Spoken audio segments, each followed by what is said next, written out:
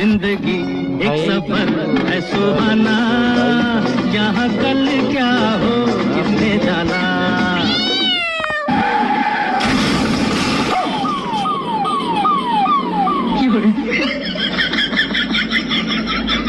अबे साले, तूने अचानक से स्कूटी क्यों मोड़ दिया?